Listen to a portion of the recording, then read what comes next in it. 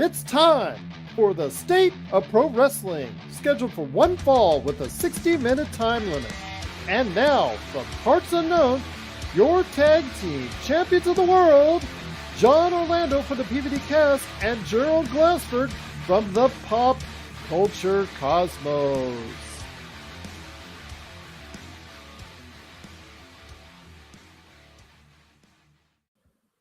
Ding, ding, ding! And we're back with another episode of the State of Pro Wrestling. We want Kyrie. We want Kyrie. We want Kyrie. We want Kyrie. We want Kyrie. It's Gerald Glassford coming right back at you here for the Pop Culture Cosmos, Inside Sports Fantasy Football, the Lakers Fast Break, Lakers Latest, and the State of Pro Wrestling. Great to have you here. Make sure you like and subscribe while you're here on YouTube. And if you're listening to this on any audio podcast outlet, make sure you go ahead and give us that 5-star review on the PVDcast, or also as well, of course, for the Pop Culture Cosmos as well. Make sure you go ahead and like and subscribe and do all the good things. And if you can support us any which way you can, it is sincerely appreciated. But it wouldn't be a State of Pro Wrestling without my tag team partner deluxe indeed. He was not recently laid off by the WWE. He might be part of the NXT call-ups. We'll have to wait and see. It is, of course, the man behind so much in regards to Matt Talk, about Matlock, about the inner workings and inner details of the Matlock TV series, plus also as well, of course, his critically acclaimed show, the PVDcast. Indeed, it is my good friend. It is John Orlando. What's up, man? Gerald, thank you for that introduction. There's lots of things going on. I mean, we got a lot to talk about, and I'm very excited to talk about those topics tonight. And I know you were at Wrestlemania, so I want to get your experience. How was your experience there at the show? Well, I said this to TJ the other day as well, my co-host on the Friday show. I enjoyed my time. I know I went on Saturday. I know Sunday was the better day. You could tell me all day long Sunday is the better day. And, on an aesthetic standpoint, you're right. Absolutely. But two things. A, my daughter saw her favorite wrestler win in Liv Morgan, winning the world championship. So it is absolutely a huge win for me. B, when you're watching from the 400 section at Allegiant Stadium and everything looks like a tiny ant, and most of the time you just end up looking at the marquee right above the ring, which actually it was just a huge display of what was going on inside the ring, you get a different perspective, my friend. So maybe you're not as critical of what was going on. Okay. All right. And I had a lot of fun. It was great to interact. Everybody seemed to be there, even if you're cheering for someone else or Pat McAfee. Yeah, there were some Pat McAfee fans out there. I had to just okay, all right, whatever. Punter! But anyways, it was fine. It was good. It was great. I had a lot of fun. I know, again, Sunday was better, but being in there, it wasn't. If they want to tell you 50,000 people, that's fine. I understand that they are smoking dope, as they always do each and every year when they do those crowd numbers. That's fine. And amuse yourself. But I was there. I've been there for several Raider games. I've been there for UNLV football games. And concerts as well. It is not 50,000 people. 50,000 people were not in that side of that stadium. But okay, you just can keep on convincing yourself going forward. Again, how many people were in Detroit? 93,000 people.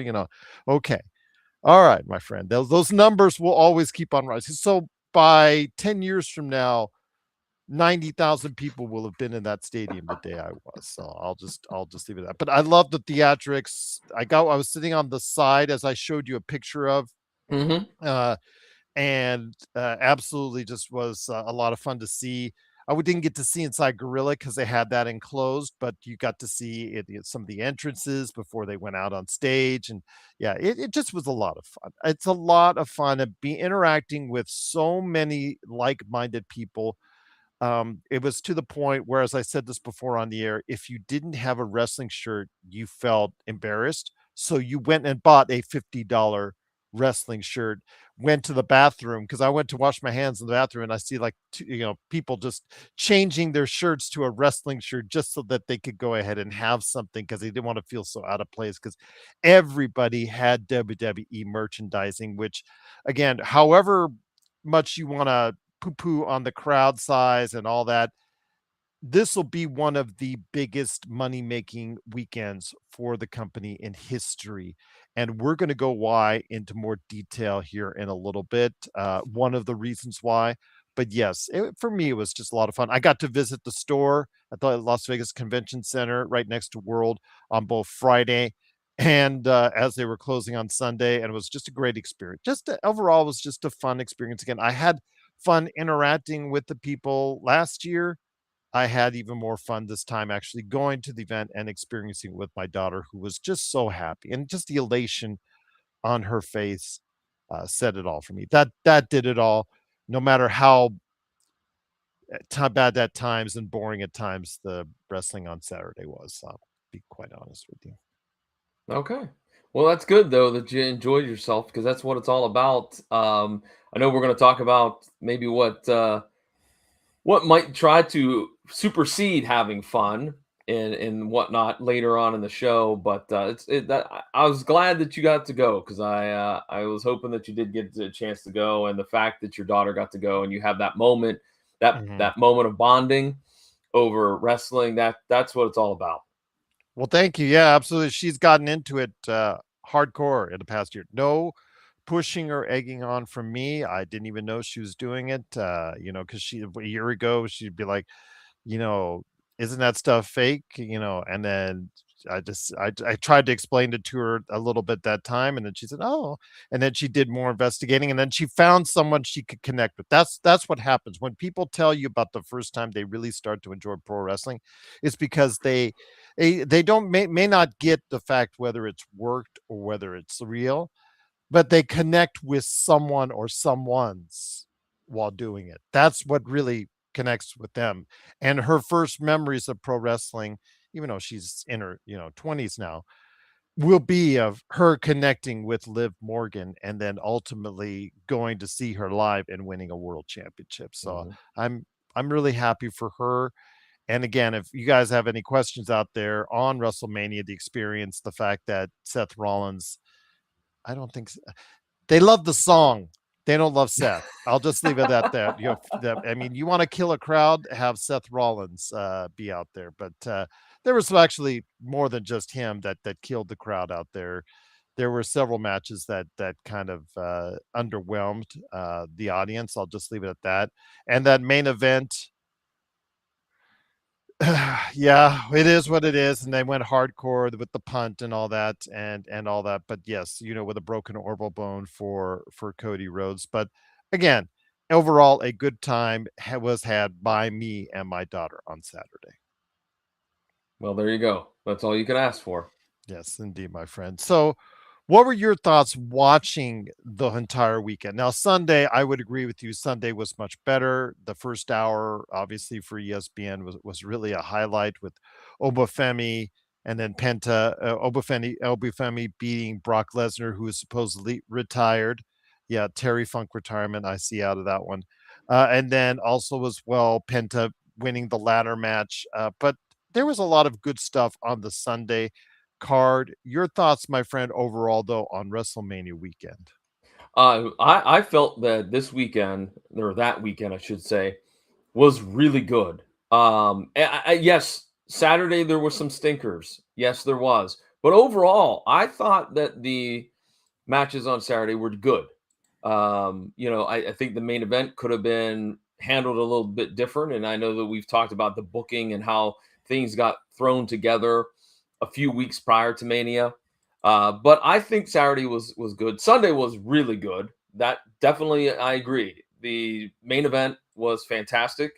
I mean, Reigns and Punk gave everything that they had, and it put on a great performance.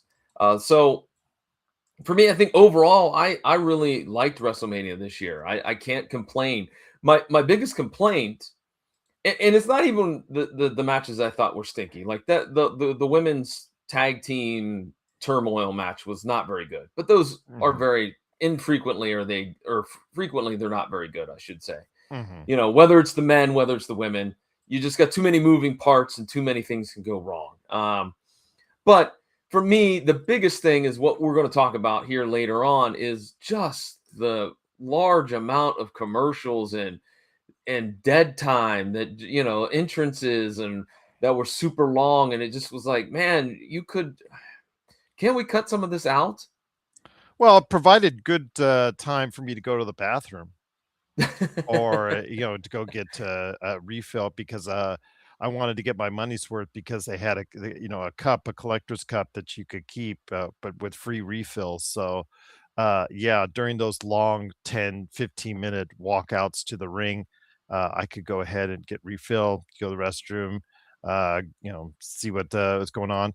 I almost was tempted just as a gag to go ahead and get that $142 tomahawk steak that they were offering with the Wrestlemania branding on the bone, but I was talked out of it, so I'll just leave it at that. But yeah, you're right. To be in all seriousness, uh, it was just too long. Too many commercials, too many recaps, too much time spent as far as the presentation is concerned. I get it. I understand it. I'm not going to sit here and tell you different because there are stats to back up just how bad, especially night one was in that respect. But when it comes to the commercialism, and of course the slim gym tables and the ring covered in ads and whatnot, I'm just going to ask you this. We're going to go into our thoughts now on the commercialism. Now, is commercialism in pro wrestling a bad thing? And I'm just going to say this, John.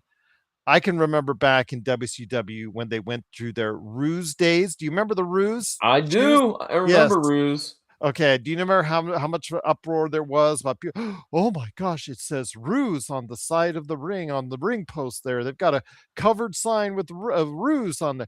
Yeah, ruse were shoes, by the way, that nobody bought. So there you go. What do you think where they're advertising on WCW? That won't sell a shoe for sure. But again, I do want to say this. Okay. I'm not exactly endorsing TKO's commercialization of everything and the fact that they're now treating everything on a corporation, especially when they just, laid off talent and their execs got tens of millions of dollars in salaries and bonuses announced as far as it's concerned. I'm just going to say this. If you give an opportunity to some of those promoters from the past, some of those guys from the past that own companies from before, if they were given to live in this time frame and own a company like the WWE, would you not think they would go those same routes as they? Mhm. Because as you and I both know, have been watching and understanding the wrestling industry for decades. You understand, especially in those 80s days, in the Carney days, in the days that, as far as the good old days that everybody romanticized about, including us sometimes, that those promoters were greedy. Those promoters at times they held with funds, they withheld funds from talent, they disguised things, to the public. It's just, again, I'm not going to say one in particular, but if a certain promoter from that era in the 80s, the 90s, the 70s would have gotten that same opportunity, would you not have thought that they would go about something similar with the commercialism of pro wrestling? Well, I think commercialization with pro wrestling has been going on, just as you said, since the beginning of pro wrestling. I mean, whether you're talking about, promoters holding back money, claiming that the draw wasn't that big and pocketing that extra cash, or whether you're talking about local sponsors. I mean, I can remember, that USWA in Memphis used to have like a car dealership on the apron, and they had the chewing tobacco on the ring mat back in the late 80s.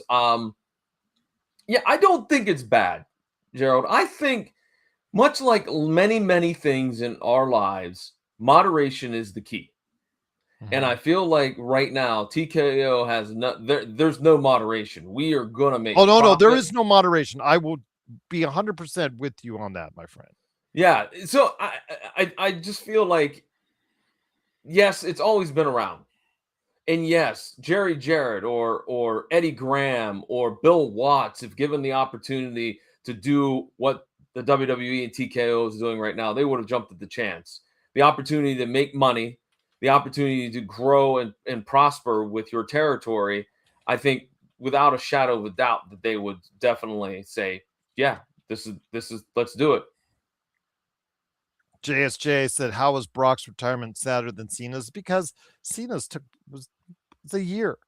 And even then, with Cena's, I'm not 100% sold on that. I'm still thinking Terry Funk when I see John Cena and when I see Brock Lesnar, because Saudi Arabia is around the corner, and Saudi Arabia usually spends enough money. When they want something, they get something. Indeed. But John was at WrestleMania, so he's not even retired. well, but he wasn't performing as a wrestler per se. That's true, but still, I said, like, okay, we can't miss you if you never go away, John. We just can't. That's the old adage. So, And but again, I was you'll surprised see by him Lesnar. next year. You'll see him in something similar next year. Maybe doing something like an as far as five knuckle shuffle or something like that. I'd have to, if the Saudi Arabia WrestleMania goes by and there's no big comebacks for AJ Styles, Brock Lesnar, John Cena, or whoever Gunther retires next, then I'll believe it. But I just have a hard time coming to grips that if Saudi wants someone, they won't get someone. They will spend money on The Rock. They will spend money on John Cena. They will spend money on Brock Lesnar. They will spend money on any one of those guys that they want to come back if they so choose. Mm-hmm. Agreed. Yeah, I agreed indeed, my friend. But it is, of course, the state of pro wrestling. It is John Orlando from the PVD cast, along with me, Gerald Glassford. Thanks again for watching, listening. So, with that, as far as the commercialization of pro wrestling, I told you, John, and I thought I'm not sure if I showed you pictures from the store on the Friday of WrestleMania and the Sunday actually, it was the Monday of WrestleMania. I'm going to correct myself. It's the Friday of WrestleMania, and the Monday after WrestleMania is when I went to the Las Vegas Convention Center and saw firsthand, the WWE world, and also as well the WWE store. By the way, if anybody spent money on WWE world, okay, there's a lot of commercialization right there you probably didn't need, because I could see the whole exhibit from the store. And I would never pay $50 for that. You would pay me $50 for what I saw, indeed. Plus, I saw video tours and all that. But the store was really a lot of fun because it had a huge amount of selection on shirts everywhere, the paraphernalia, and things like that. But one of the biggest sellers out of it, as was reported coming out of it, but I could have told you that, and I think I did tell you and TJ and others that during the weekend, was Danhausen.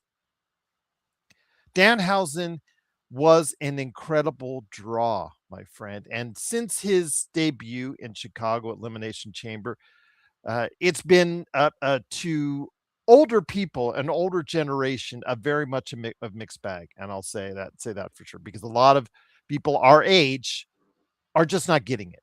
They don't understand the skits. They don't understand why he's there. They don't understand what he's doing, and they're just leaving that. But if you go on the ground and you go to WrestleMania or you go to an event, you see kids after kids after kids after kids, groups of kids with the face paint on of Danhausen. You see families buying tons of Danhausen stuff. I'm going to give you an example. I'm not sure. If I didn't send it to you, I will send it to you later on, my friend. I'll send you an area where they had a complete section of where the plushies were at. The $60 plushie dolls. Okay. They're just dolls. They're dolls, but they're like soft and they're like a little bit larger than of course the action dolls and whatnot. Mm-hmm. But they're plushie dolls. They're $60. Now keep that in mind.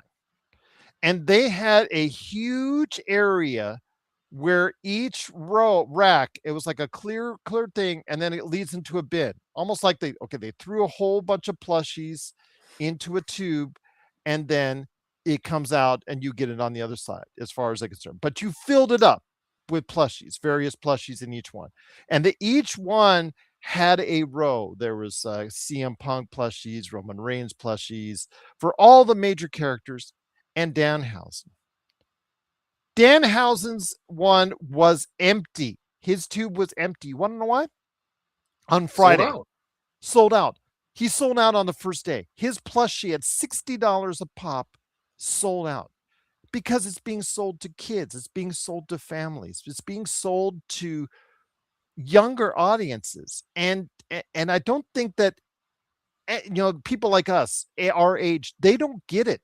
So I want to hear your thoughts on Danhausen because he has been a massive success. Fanatics were the people. The reports are that the execs at Fanatics, and I saw the Fanatics people there. They were trying to figure out what they could do to get more Danhausen stuff in there. They were all befuddled by the intense amount of sales that Danhausen was getting. Your thoughts on Danhausen, because this is going to lead us into our next conversation on Tony Khan. Danhausen is fantastic. I have been a fan of Danhausen even when he was in the Indies, even when he was on AEW. Just the gimmick is so darn silly, but it works. It works because he's giving everything he's got to that character. I've heard interviews with him where he talked about that, he had gone through various different concepts for his character, and this was kind of the last straw for him, and he created Danhausen and it took off.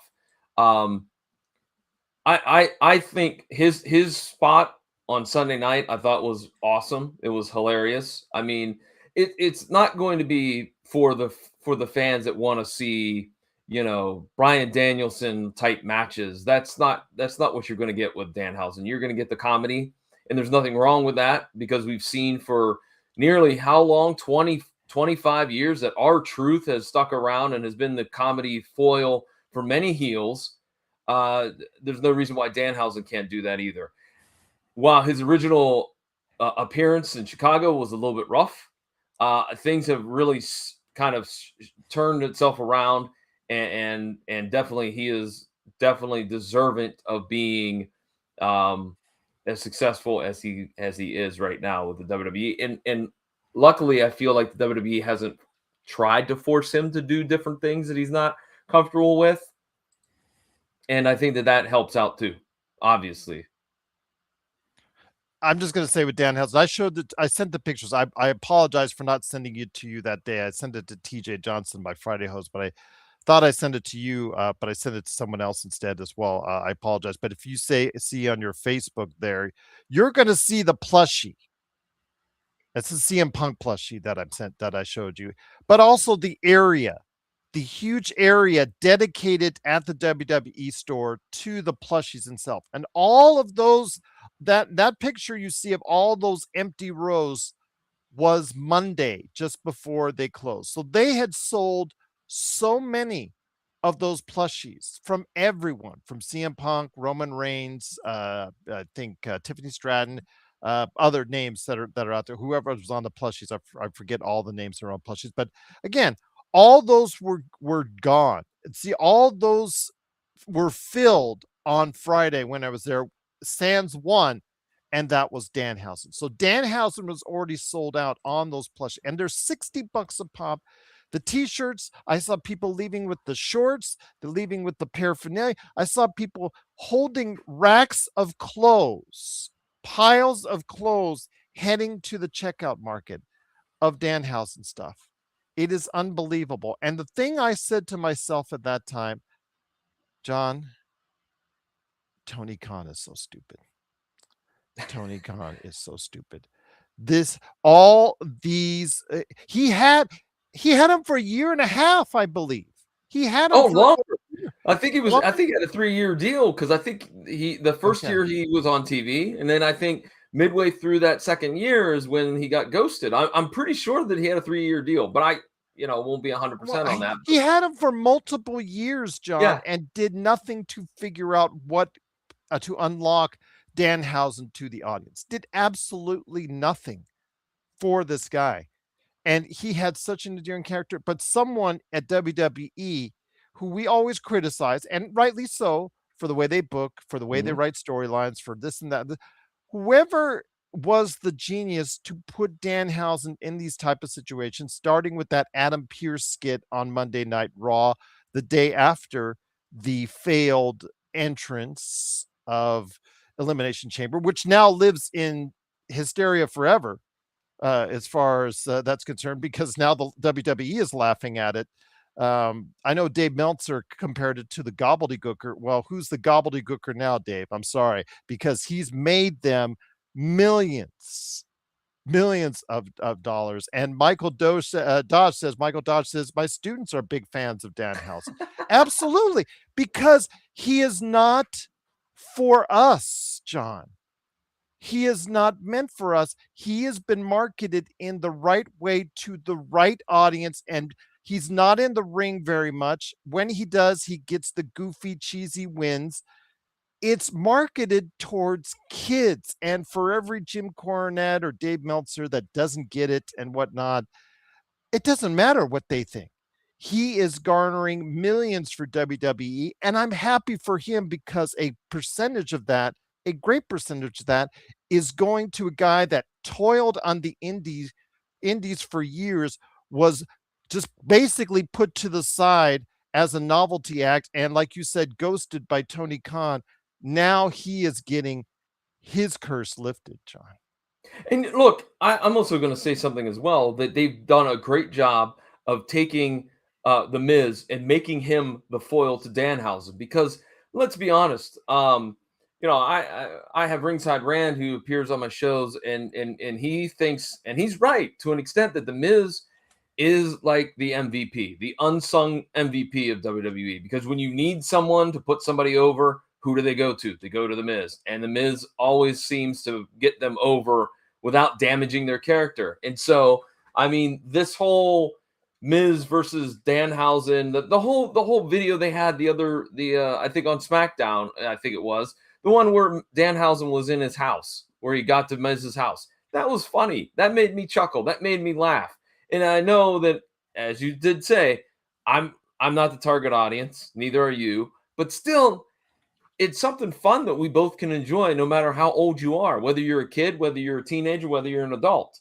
I think that it's the silly comedy that certainly gets over.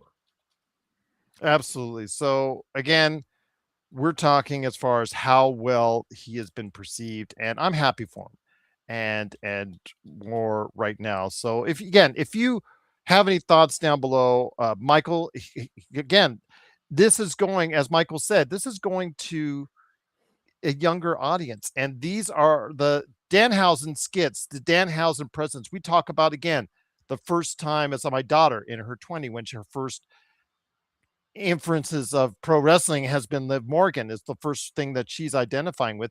These are the first things that these younger audiences are going to identify with is Danhausen. And is it the true the true worker of the sport, the true representation of the sport? For many people, no, it will not be, because they want, people to identify first with that great worker or that amazing presence that's out there. Well, sometimes it's about just entertaining people, because that's what I thought that what this business is supposed to do, entertain. And if Danhausen entertains, more power to you, my friend. Yeah, George the Animal Steel, not a great worker, but a great character. So there you have it, ladies and gentlemen. Just real quickly, I just do want to throw one thing out there, though, just a little bit of history. If I remember correctly, I believe Danhausen debuted the new Danhausen character at that time. I think he debuted it here in Ohio, in Cleveland, I think at an indie show, if I'm not mistaken. That's where the first time anyone saw the Danhausen character. Were you referee then? No, I was not refereeing nor ring announcing. Ah, that would have been great, because that would have been a claim to fame, and then you could have gone to Danhausen and said, "Where are your human dollars?" Something And like I that. want my blimp. Yeah, there you go. Well, he got his blimp. He did. He did at WrestleMania. Yes, he did his WrestleMania, and he even got to be in the Goodyear blimp up above that was hovering above WrestleMania. So again, I have nothing but the biggest world of happiness to Danhausen on his success. But again, that is one of the two big blunders. And I know that we're hard on AEW, so we're not trying to hate on AEW. Again, a very successful company. It is the number 2 business in the entire world. Although CMLL, AAA, and then some stuff going on over in Japan as far as what's going on there is New Japan, okay, comes and goes right there. But AEW, for all lack of a better term, is the number 2 promotion in the entire world. I will probably have to go ahead and say that right now. But I'm not trying to go ahead and slam Tony Khan. But when you also, as we talked about last month, John, we thought for All In, their big event of the year in London, it's going to be MJF and Will Ospreay. I will still tell you it's going to be MJF and Will Ospreay. But since we have had our last chat, Will Ospreay has lost in a PLE, and MJF lost his title on free TV in 4 or 5 minutes in basically a squash match. After beating Kenny Omega, after beating Strickland, after beating so many of the top stars, he loses to a guy that weighs 30 pounds less than me. And the fact is, if you saw that match, MJF had to roll, tuck and roll in 4 different directions just to try and make sure the coffin drop would hit right. And it looks so bad. It looks so phony. It looks so terrible because of the fact you willingly have to roll yourself a matter of 5-6 feet in the other direction so he could hit you from all 4 corners. Your thoughts on that, my friend? Again, credit to Darby Allin for working so hard and getting this title.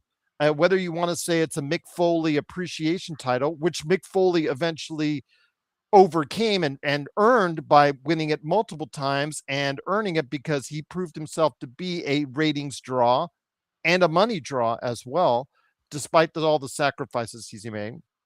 And then a combination of Rey Mysterio, who at a smaller size still brought in people with his electrifying skill. I understand that people have been talking about that comparison to both those wrestlers, my friend. But your thoughts on giving the title to Darby Allin? I'm not as far as against that part of it as much as I am the timing of it and the fact that the match itself was absolutely abysmal after what MJF proved against some of the elite performers in All Elite Wrestling. I feel like I don't have a problem. Let me go back and just say I don't have a problem with Darby Allin being the champion. Okay, that's fine. No problem. He's one of the pillars. I get it. Mm-hmm. But there was zero build for this. They did it during the show. They did nice packages during the show and interviews to build up, but that's during the show. Yeah, that's my point. Like, there's been no build. So how do you expect casual new fans to really give a hoot about Darby Allin when there's been no build or even this match? Like, that's the thing that baffles me. And every time we talk about this, and again, I'll admit to the same thing that Gerald admits. Yes, I'm critical of AEW. Yes, it seems that we do this every single time we tape a State of Pro Wrestling, that we have something to talk about in terms of the absolute debacle that AEW seems to be. I want it to be successful. I want it to be successful. I want people, the boys, the gentlemen and the ladies, the boys and girls, whatever you want to say, the wrestlers of today, especially those at the independent level, need somewhere to wrestle and need a bigger stage to wrestle. And AEW can be that stage. But again, just with the terrible decisions of Tony Khan, time in and time out, I don't understand. I don't understand what he's thinking. I don't, because there's no checks and balances, which is problem number one. Whatever Tony decides, that's what happens. There's no one to pull him aside and say, hey, look, you really think we should do X, Y, and Z? How about we do X and Y and we hold off on Z? There's no delegation. We hear about how he's always rewriting and writing stuff. There's no delegation. No, here, you go do this. All right. There's none of that. I mean, I think that's the problem right there in a nutshell, is that there's no one checking Tony Khan's ideas. There's no checks and balances whatsoever. And again, great for Darby Allin, but if you're going to do this and you're going to do it on free television too, which that's a problem in my book. Why was this not done at a major show, at a major PLE or whatever, just on a regular old Dynamite? We're going to have this match. We're going to hype it throughout the show. That's just cheap. That's lame. That's all I could say. I mean, I know I rambled a little bit there, but it's mind blowing that we're doing this now how many years, and we still are having the same conversation time and time again about AEW. And again, to me, I thought the way it was done was very egregious. And again, MJF to do this must have been very willing to do this. And he wasn't going off to do a film project or anything like that, which was immediately expounded upon.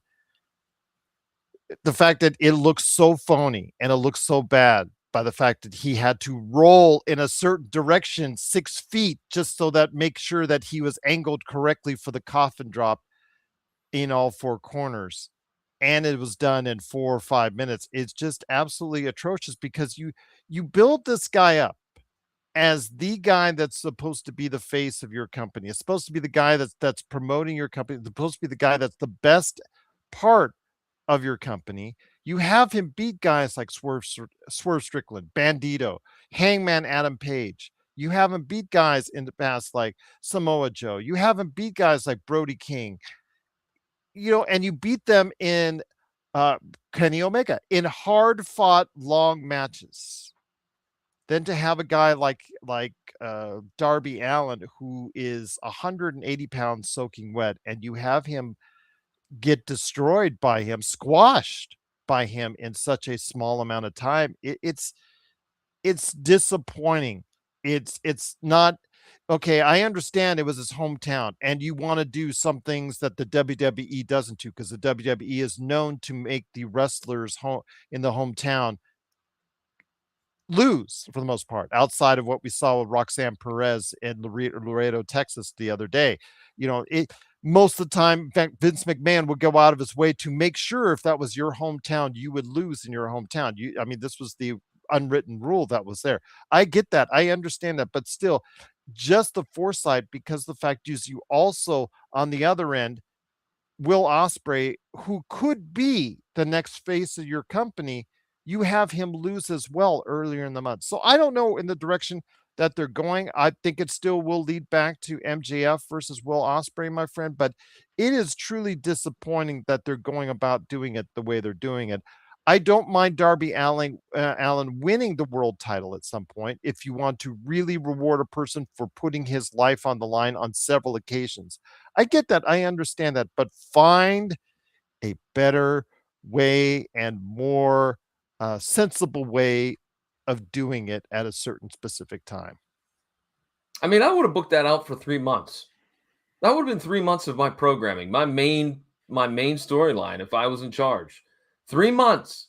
3 months to really build and get people invested in this match. Highlighting, you're right, Darby's smaller, but highlighting that Rey Mysterio, like pit bull underdog, kind of storyline. And do have MJF doing all the heinous stuff that he can do to mess over, to screw over Darby in every single match that he has. And by that 3rd month, you have something that people really can get behind. They're going to really hate MJF for what he does. All right. They're going to be behind Darby because of his underdog character, if you will.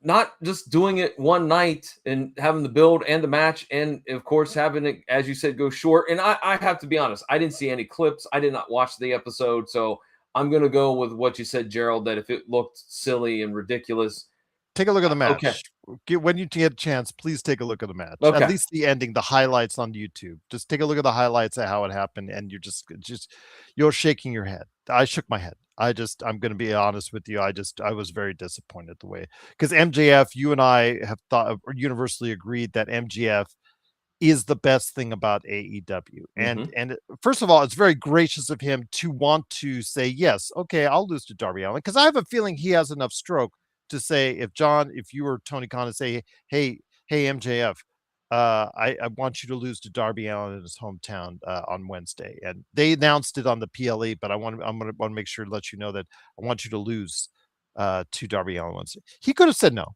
He has enough stroke to say no. I'm sure he has enough stroke to say no, but he chose to do it, and I give him credit for doing that. I understand that. But if I was him, I would have said, why is this happening? Is it just because of his hometown? You just want the little pop?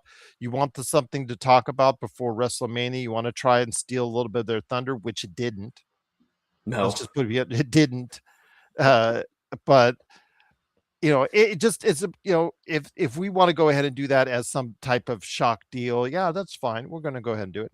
And then he had a tremendous match with Tommaso Ciampa the next week as far as defending the title, and I'm sure he'll have more great matches as well. And I'm not demeaning Darby Allin the wrestler, because as a worker to provide good matches, he can and does quite often do just that. But the timing of it, when you're trying to have that build towards something really special in London with MJF versus Will Ospreay. Now, I'm assuming it will still go to that, John, but it's kind of tainted by what's happened with Will Ospreay and him losing. And I'm sure he's going to go on a run now, but MJF as well. I just think it just takes a little bit of the luster of what's coming up for London. Oh, I agree with you, but it wouldn't shock me if we just threw everything out and just started with something else as our main event That would be for crazy. Wembley. That would be absolutely crazy. That would be a mistake. That's your biggest money match is right there with Will Ospreay and MJF. And okay, all right. But I don't want to see that happen, but we've have evidence that Tony Khan could just decide one day to get up and go, we're going to go in a totally different direction for Wembley. Okay.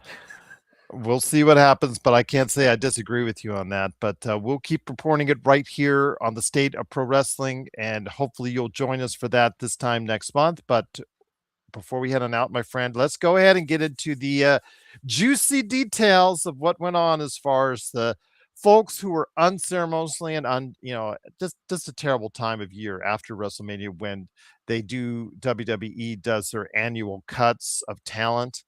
But also the NXT call-ups for one individual or one tag team's rise and hopes of getting to the big time. This is what they work for. This is what they earn for. For others, it's a sad time because they're let go from the thing that they love doing and the position that they were in with with the biggest company in the entire world. So with that, John, do you want to go NXT call-ups first or WWE waivers first? Let's go waivers because I think the waivers to me are a little bit more interesting than the NXT folks being called up. That's exactly was my theme for the NXT call-ups because yeah, when you look at that list, you're like saying to yourself, does anyone really stand out on that list? But I'll go from there. We'll start with the releases. We'll touch on the most impactful worldwide on a social media basis here at last. We'll start with the NXT and developmental releases. Andre Chase, founder of Chase U, Dante Chen, the first Singaporean-born WWE superstar, Tyra May Steele, Serena Linton, Tyson DuPont, Tyreek Igwe, Chris Island, Malik Blade, Trill London, Luca Crucifino, and Carly Bright were talents that were let go of the NXT level. The tag teams and factions, the entire Wyatt Six, gone. And I want to ask your thoughts on that, my friend, because they came in with a huge bang, quite literally. If you were, of course, watching on the way that they entered in, holes in the head and everything of Chad Gable and all that. And they left out with a whimper. Storytelling issues or whatnot, I don't know, because again, during Halloween when Universal was promoting their haunted house, WWE didn't promote it along with them, so that could probably tell you that they were souring on the Wyatt Six already. Yeah, I don't know what the problem was with the Wyatt Six. I was not a big fan of it. I liked Bray Wyatt, but to me, the Bray Wyatt family was Rowan and Brody, along Mhm. with Bray Wyatt. I didn't really like this new revision of it, but it seemed like there were so many starts and stops that I got to be honest, I wasn't 100% shocked that they got released, to be honest, because so many starts and stops, along the way. You think that they were going to do something great in the tag division. They had the tag belts, correct? If I'm not Yeah, mistaken. they did it for a time, and then the Samoans, they took it. But did anybody really care about that feud? No. Yeah, Yeah. right. The booking of the Wyatt Six was also something The that left a MFTs lot to and all be that. Yeah. desired. Yeah, Yeah. yeah, those guys, Tamatonga's crew. Yep. Um, but yeah, I'll, so I I'll wasn't go too ahead. surprised. Sorry. No, all good. I wasn't too surprised at all. I mean, again, when you are on that mid to lower card and you're just not generating money, enthusiasm in the crowd, money at the merchandising sales, then you might want to make your travel plans accordingly. Just to be honest with you, I'm not going to try and BS anyone out there, but Motor City Machine Guns, they had last appeared actually at the WWE World. They performed in the ring just before WrestleMania. They were world tag team champions upon almost initially upon their immediate entrance in there. The longtime wrestlers, longtime tag team. I think they're placed next, according to rumors, is AEW. Not too surprised there with Motor City Machine Guns. They just didn't do much with them after they had their title run, and I mean they're just veteran guys. They don't have they've just veteran guys that have earned their keep throughout the way, really good workers, and I'm still thinking, they're in their 40s now, that there's still more yet to come. Oh yeah, I think the MCMGs are not finished by any stretch of the imagination. And you know what? I also was not again surprised by this either, because I hadn't seen them on TV in a while. I hadn't heard anything about them in a while, so I just kind of assumed that, as you mentioned, they were kind of in that lower mid card that makes it a little bit of a difficult place to be in the world of WWE. Next comes Alba Fire, part of the Secret Hervis, and that'll tell you right there that with one member of the Hervis out, Piper Niven, with Chelsea Green, and with all the stuff we've said in the past about Chelsea Green, and as far as her not getting to where she needed or she should be, what the company actually thinks of her, I think that tells you all you need to know as far as that's concerned. If you're the bodyguard of person that they're not trying to push too heavily, that tells you right there that your days are not your days are numbered, for unfortunately for her. Although Alba Fire, I think she has a great career ahead of her as well. Zoe Stark, she got cleared just before she got cut. Very great athlete, I believe, even despite the injuries that she's had, and injuries have derailed her career quite a bit. But I think Zoe Stark still has a place to go as far as it's concerned, and I think she can find her way with her great athleticism to go ahead and have some good matches in other places. And I think both of those young ladies, there's been the whispers, the rumors that AEW might be a good place for them. Again, provided that, as we just talked about a few moments ago, provided that AEW doesn't drop the ball with them, that could be a nice place to fit. But still, not 100% shocked by any of those releases. In fact, I don't know, Gerald, were you shocked by any of the releases? One, and we'll mention that here in a second. There's one. Okay, We'll mention okay. that one that has gotten everybody off guard. Apollo Cruz, not surprised there, although people have mentioned him for a destined for a spot with the Hurt Syndicate. I like that. Apollo Cruz was always deserving of something better than what WWE gave him. He has size, he has a great look, he has athleticism. I think he can do some good things, and I think AEW should pair him up with the Hurt Syndicate, and I think that would be a devastating trio. But then again, Hurt Syndicate looked awesome, and AEW went out of its way, i.e., Tony Khan, to derail that. So yeah, that's in and of a nutshell. It is on there. Santos Escobar, he was cut after signing a big deal because he was thinking about leaning towards CMLL. Well, he can go back to CMLL now, as far as that's concerned, because that's where he could be heading, or AEW. But it's interesting. They signed him to keep him away from CMLL. Then they realized maybe they spent too much on him, and then decided to cut him after. Can I ask, was he injured? Because I thought maybe he was injured. I think he was injured, but he is going to be okay within the 90-day Okay. period, a no compete Okay. period. I think that's what they determined, is that he would be good to go in the 90-day period. Zoe Stark was already cleared for Mhm. WWE according to reports. Okay. Yeah, Santos Escobar, I think he did really, really well when they brought him up the first time for the LWO. Did a real good job with it. I liked him better as a babyface than a heel. I Mhm. just didn't really buy his heel act. But well, if he's got connections in CMLL, I mean, they are the hottest wrestling company in, we might say, in the world, but I think definitely you could say in. right now they are. I think Yeah, you could okay. say right now that they are. I want to, I don't want to say that the number one, because number one still is WWE. AEW probably could still generate a large contingent themselves, but CMLL is right there with them, and the fact that it sells out 15 to 16,000 people arenas each and every week should not go without saying. And again, Santos Escobar, I could see him doing really well back in Mexico for Lucha Libre, and also doing some stuff in Japan as well. Let's run this through real quick. Aleister Black and Zelina Vega, who are married in real life, they were let go. I'm not too surprised there.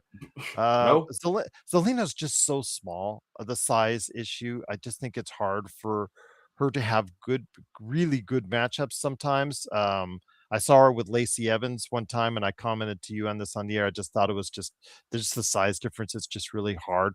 But I know she's devastated by it. And Aleister Black, he has a great look, but it just never seems to go anywhere with the mysterious House of Black from AEW and all that stuff, similar to what he was doing in WWE. It just never seems to go anywhere. I know that he was rumored to be the voice before Pat McAfee, and that still would have done nothing for me, but obviously would have kept both of them employed, and unfortunately it did not work out. But the one thing I want to go ahead that's trending worldwide is Kairi Sane, who is in the middle of a storyline. Let me repeat that, in the middle of a storyline with Asuka and Io Sky, looking more and more like she was going to turn on Asuka when they would have their match. Was supposed to be at WrestleMania, didn't work out at WrestleMania. Now it's at Backlash.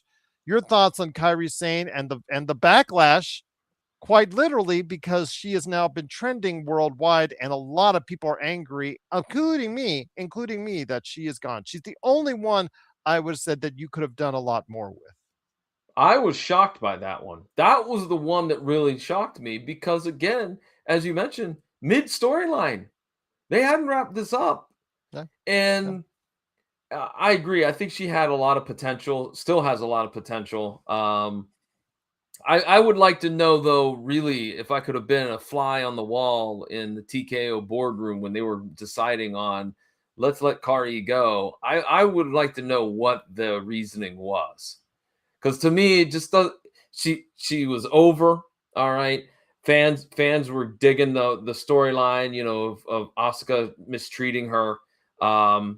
She's talented as all get out. All right, I I really want to know what the deal is, what the true reason is for her dismissal, for her being released, because I just don't buy it that it just happened just to happen. Michael Dodge says another great thing right here in the comments. Loved what Matt Cardona says. Being released isn't the end; it's a chance to reinvent yourself. I could see a lot of these performers really benefiting from being released. Yes, they should follow Matt Cody Rhodes example. They should follow those examples, absolutely, Michael, and try to use this as a springboard to even greater success. And I'm wishing all of them. I know that there's already been a retirement amongst these wrestlers, but I do wish all of them continued success in whatever they wish to do. But before we end on out, my friend, we only have a few minutes left. I'm going to round off the names of who was brought up as far as the Okay. NXT call ups, because when people are let go, that means that people are brought up from NXT. Saul Ruka, Ethan Page, Joe Henry, Fatal Influence, Ricky Saints, Blake Monroe. I know that there's talked about Jada Parker, Kalani Jordan, JC Jane, Kendall Gray, Ren St. Clair, Lola Vice. Names like that have also been talked about. The Hall, Zariah. But the names right there: Blake Monroe, Ricky Saints, Fatal Influence, Joe Henry, Ethan Page, and Saul Ruka. which of those wrestlers do you think has a chance to break through and be a top performer 1 year from now? Not right now, because all of them are going to get some fire underneath them. But 1 year from now, which ones are we still talking about? Ooh, I'm gonna pick two. I'm gonna pick for the ladies. I think we're gonna talk about Blake Monroe. I think she's Question though with Blake Monroe, is she too much like Tiffany Stratton? I would have told you that Blake Monroe, aka Mariah May, and AEW is tremendous talent, but is she too similar in what Tiffany Stratton brings you? well, she is, because she's got that striking look that is very similar to Tiffany Blonde, Stratton. yes. Blonde, yes. Maybe they do something different with her. I could see a quick dye job of the hair, maybe. That could maybe give enough separation. I can see exactly where you're coming from, though. That there is that little bit of lap over, if you will. As for the men, I'm gonna go out on a limb. I think Ricky Saints. I think we're talking about him a year from now. I don't think any of them outside of Saul Roca might be considered in that realm. Fatal Influence is getting a lot of heat right now because as their unit, as long as they stay a unit, I think that's good. But I just don't think that any of them separately has enough charisma. It's like it's either all or one with Fatal Influence. Saul Ruka, I think of them, I think could be the one that gets over. Ricky Saints, I just don't it's just something missing with him because he's got some elements, but I just think there's still something missing for him to be a top guy in this business. I just don't see him as a top guy telling a story that the majority of people in the WWE want to hear. Joe Henry, I don't believe in Joe Henry anymore. I think that believe in Joe Henry thing has gone by the wayside. And also as well, I think he's just going to be a mid card act at this point. And also as well, I just think Blake Monroe, I think is just too much which is she's going to need a makeover to get away from Tiffany Stratton. Ethan Page, just size wise, and what he brings. He's just not as good as you want to make him on the mic, no matter how arrogant he's going to be. So I don't know. Again, none of these NXT call ups are giving me pause. I mean, Obafemi was the NXT call up that I really think has got a future star written in him as far as recent whatnot. And then Braun Breaker, then it goes back from there. But yeah, none of these recent call-ups, I think, were over what I would do for Kairi Sane. I think all of them are going to get pushed, but I think a year from now, they're all going to be there, just there. Yeah, and I mean, we also forgot about Trick Williams, who recent call up as well, who's done very, Yes. very Well, well. that's again, those the ones they had money on, they already brought up. Yeah, The ones that they know is the future for sure. Once they brought up already, they were smart in that. Javon Evans, those individuals that they brought up already are the ones that they already got ideas on. John. Mm-hmm. So all right, that's it for us at the State of Pro Wrestling. John, what you working on with the PVD cast before we head on out? What am I working on for the PVD cast? Well, I'm working on, of course, lining up some great guests. As we're kind of, how it is. Sometimes you get that little bit of that dead spot there before you get somebody scheduled. So that's where I'm at right now, being 100% open and honest. But got a lot of great shows, as I just mentioned earlier on. Ringside Rand is a good friend of mine. He sits down with me over the last 2 episodes to talk all about Wrestlemania. What we thought about the show, what we liked about it, what we didn't like about it. We talk about those darn commercials. We certainly do. So that's available at pvdcast.com or wherever you find great podcasts. My partner, Jason Taylor, and I just dropped a new episode of Matt Talk this Sunday morning. We have changed our dates. We are no longer doing Saturday or Sunday evenings. We're doing Sunday mornings. It seems to have helped out with the ratings, and I think it's just a better fit for our show. So we're coming up with that. We just dropped a new episode called The Competition recently. And real quickly, I want to say, Gerald, Michael Dodge, Mikey, thanks for checking out the show, man. I appreciate it. He's a good guy. I know him personally, so. Absolutely. Great to have you watching. For everyone out there, appreciate you watching and listening, but I'm just checking my table. So for next month, I might bring in a Slim Jim table. How about that? Oh, okay. That's good. That's I know fine. they're not good to Sol Ruca because she slammed her head on one. If you saw that spot where she got pushed off. Yes. One broke and then the one right behind. Why do you stack them together? Why? When somebody's falling, they're just going to end up. The way it was angled, just absolutely okay. No wonder she cut her head on that other table. Yeah, absolutely. But as Michael Dodge says, you are cursed. Well, hopefully you're not cursed. I want you guys to be around to not be cursed. So hopefully you'll be around to catch us on the next State of Pro Wrestling. But for John Orlando from the PVDcast, and also as well from Matt Talk, it's me, Gerald Glassford. Thanks again for watching this thing. Please like and subscribe and make sure you're part of what we're doing each and every month. When we stop on by, when we get back into the ring, when we pay more human dollars right here on the State of Pro Wrestling from the PVDcast and the Pop Culture Cosmos. Ding, ding, ding. It's time for the State of Pro Wrestling, scheduled for one fall with a 60-minute time limit. And now, from parts unknown, your tag team champions of the world, John Orlando for the PVDcast and Gerald Glassford from the Pop Culture Cosmos.